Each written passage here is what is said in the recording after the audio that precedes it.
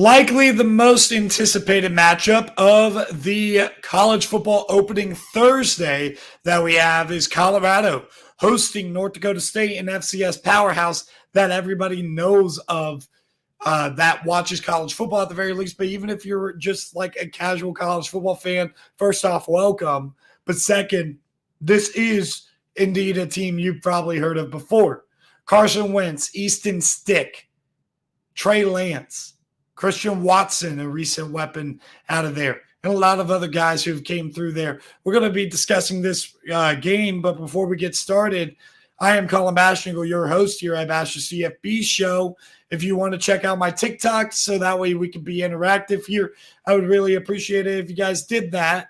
I would also encourage you to look down in the comment section below. Pay attention to X or Twitter Spaces, as we're going to be talking in Twitter Spaces about all of these games. We're going to go live on Twitter Spaces, hopefully Wednesday and or Thursday night, to be able to talk about these games of week one, and then Saturday morning as well.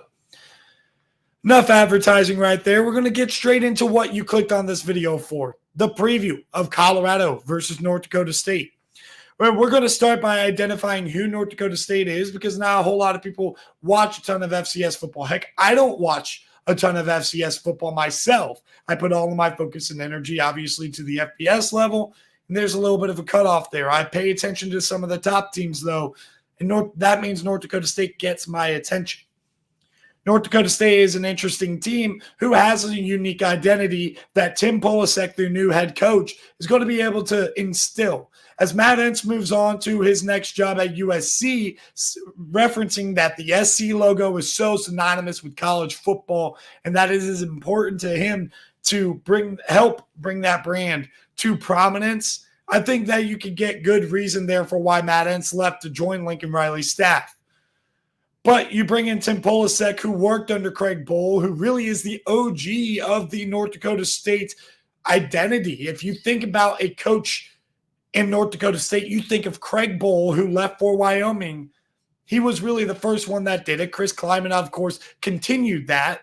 And I think Tim Polasek is going to do exactly that. He worked under Craig Bohl at Wyoming. He worked under Craig Bohl at North Dakota State. And it does help that you had a similar style in what Iowa did that Tim Polasek worked under Kirk Ferentz with. So I think this is definitely a very fascinating and a good hire for North Dakota State, because you want to keep that consistency there, and they're going to show that toughness. Cam Miller, their quarterback, is definitely going to be a game manager. You got to watch out for Rajon Nelson, the playmaker out wide.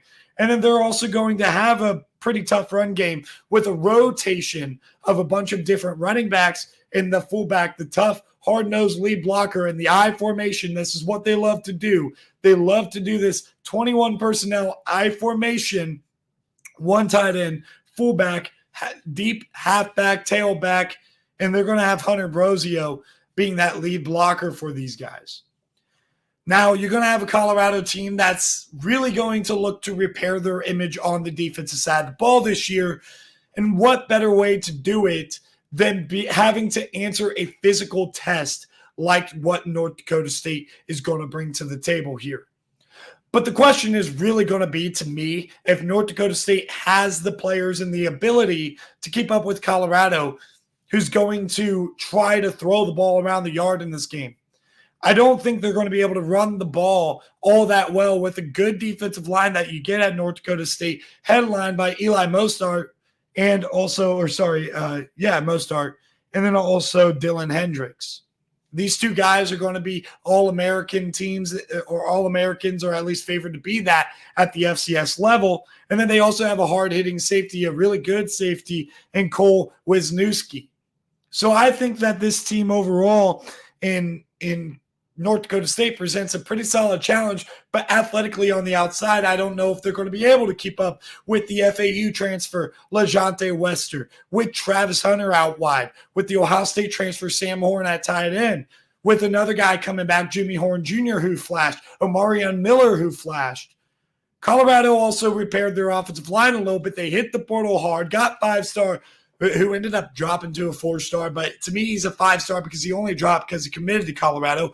But Jordan Seaton from IMG Academy, and he's probably going to start at one of the tackle spots.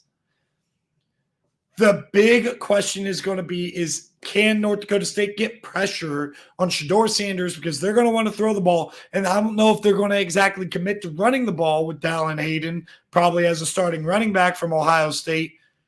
I don't know if they're really going to run the ball considering the fact that North Dakota State's strength is going to be defending the run.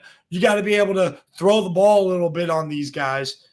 And I think that you could see a very, very dynamic game from one of those 3 wide receivers. And I'm specifically looking for Travis Hunter to have a huge day through the air.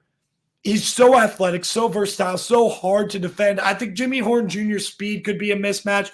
Amarian Miller's a really good player. LaJonte Wester is a really good player. And maybe this is going to be America's wake-up call to how good LaJonte Wester is as a football player because of these matchups. But they got weapon after weapon after weapon. You can't key on one singular guy. And I think that you saw in the FCS semifinal that when they even had to defend a speedster out of the slot, they couldn't exactly do that against the Montana Grizzlies.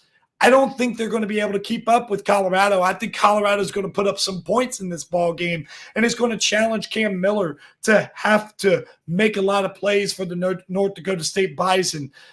A lot of times when North Dakota State's able to be competitive, they're able to contain the opposing offense. That's why they were able to beat Iowa, was because Iowa is a similar style to them. When North Dakota State plays against these upper-level teams, they have to be able to match up athletically. And in this case, I do not think they do. And I think that Colorado's offensive line is repaired enough. I'm taking the Colorado Buffaloes to win, and I'm taking them to cover the spread. Colorado wins this football game 41-24. I think Vegas knows as well that Colorado is the better team, and they have the athletic matchups to be able to go up against this Colorado or this North Dakota State team and be able to win. This is going to be a trendy upset pick. A lot of people are turning away from Deion Sanders.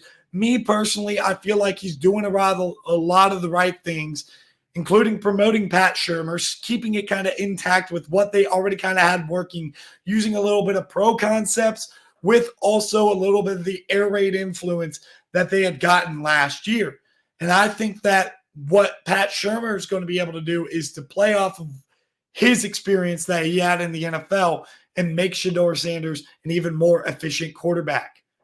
So I think Colorado wins. I think they win relatively comfortably, but I think this game definitely will be an exciting one to watch. So thank you guys for tuning in. If you made it this far, leave a like on the video so somebody else can see it, and I'll see you guys in the next